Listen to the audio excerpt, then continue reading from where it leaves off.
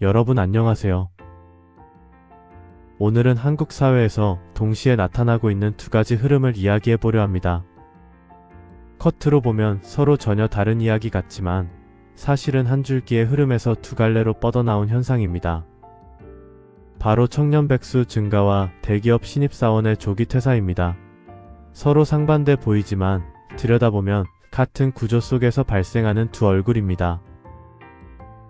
먼저 일자리를 갖지 못하고 있는 청년들의 현실을 이야기해 보겠습니다.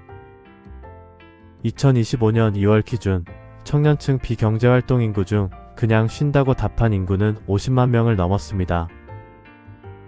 여기에 실업자 26만 9천 명, 취업준비생 43만 명까지 포함하면 사실상 일자리를 갖지 못한 청년은 120만 명 수준에 이릅니다. 특히 장기 실업자는 11만 9천 명에 달하며 전체 실업자 가운데 장기 실업자가 차지하는 비중은 18.1%로 역대 가장 높은 수치입니다. 하지만 이건 단순한 통계가 아닙니다. 그 안에는 이름을 가진 삶이 있고 자신만의 이야기를 가진 청년들이 있습니다. 그중 A씨의 이야기를 들려드리고 싶습니다. A씨는 20대 후반의 박사 졸업자입니다. 연구소에서 어렵게 박사 학위를 마친 뒤 사회로 나갈 준비를 했지만 돌아온 것은 문이 닫혀있는 현실뿐이었습니다. 전공을 살리고 싶어도 마땅한 자리가 없었고 경력이 없다고 기회를 주지 않는 곳도 많았습니다. 박사면 어디든 갈 수 있지 않냐는 주변의 말은 오히려 그를 더 깊은 방에 가두는 말처럼 느껴졌습니다. 그는 1년 넘게 무직 상태로 지내며 공부한 만큼 더 좁아지는 세상이라는 말을 실감하고 있습니다. 통계에서도 박사학위를 가진 청년의 약 절반, 47.7%가 무직 상태라는 사실은 A씨의 이야기가 결코 예외가 아님을 보여줍니다. 이제 시선을 조금 돌려 대기업에 입사한 청년들의 이야기로 넘어가 보겠습니다. 최근 조사에 따르면 대기업 신입사원의 16.1%가 입사 후 1년 이내에 회사를 떠납니다. 6명 중 1명이라는 높은 수치입니다.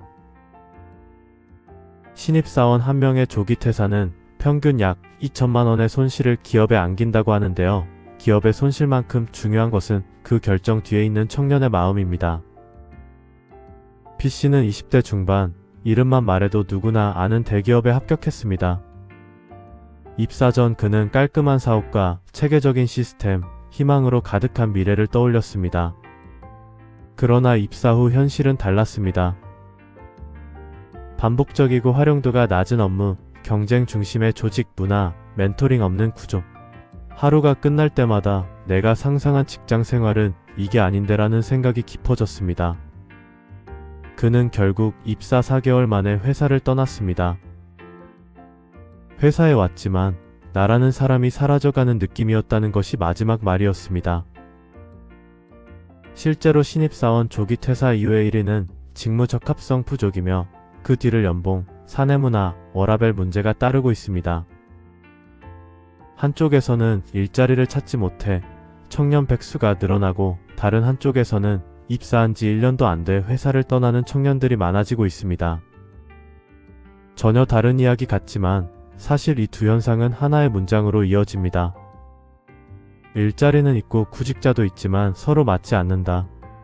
A씨처럼 전공과 산업 간 연결이 끊겨 일자리를 찾지 못하는 청년도 있고 B씨처럼 어렵게 취업은 했지만 여기가 내 자리가 아니다라는 생각에 회사를 떠나는 청년도 있습니다.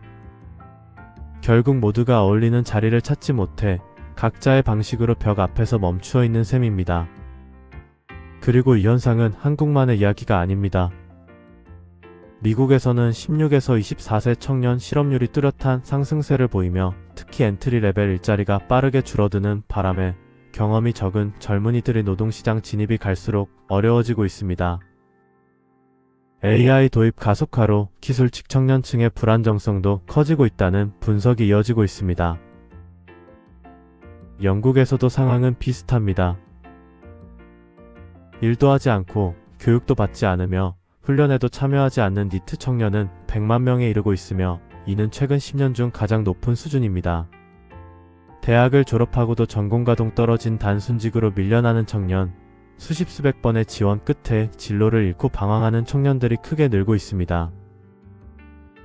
이 모든 흐름을 종합해보면 한국, 미국, 영국 모두 청년들이 노동시장에 들어가는 입구가 좁아지고 들어가도 오래 머물지 못하는 현상을 겪고 있다는 사실을 확인할 수 있습니다. 이는 단순한 취업난이나 세대 문제를 넘어 시대적 변화가 청년 세대의 첫걸음 자체를 흔들고 있다는 신호일 것입니다.